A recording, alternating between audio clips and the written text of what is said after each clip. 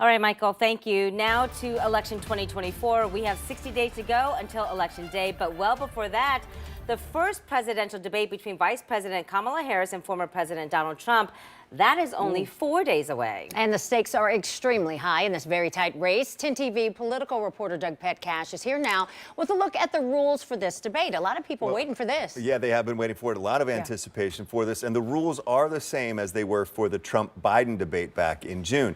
Vice President Harris has taken part in presidential primary debates, but this is her first ever debate as a presidential nominee, while this is Trump's 7th.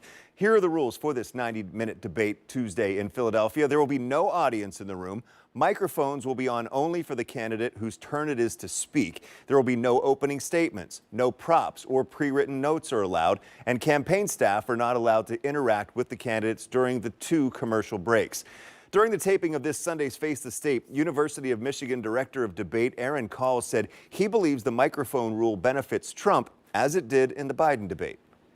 Even if his natural inclination was to interrupt, because of the rules, that allowed him to be more disciplined and reserved, presidential, above the fray. And then even if he slipped sometimes and tried to interrupt, the microphone didn't pick it up. And so the viewing audience didn't hear that, didn't penalize him, where it made it difficult for his opponent to make points because he was still having to deal with that. Both of them were in the studio.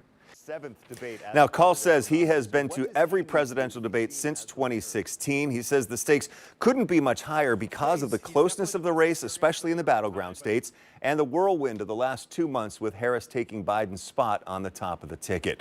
This Sunday morning at 11:30 on Face the State, he also lays out what he thinks each candidate needs to do to be perceived as the winner of the debate and the ramifications of their performances on fundraising and on the news coverage of them post-debate. Okay. And, well, Doug, what does he have to say about the timing of this debate now that just 2 months until the election? It's kind of late. Yeah, well, you know, summer break is over. Labor Day has come and gone. So he says people are now really just finally starting to kind of tune in to the presidential race. So this really is the key chance for the candidates to make their cases, especially to those undecided voters. Okay, that makes sense. Yeah, getting all the other stuff out the way now, you can concentrate on that. And you know what that means? More campaign commercials that we'll be seeing. Oh, we're already seeing them, I know, aren't we? but One after the exponentially other. more. Yeah, definitely. All right. Thank you, Doug.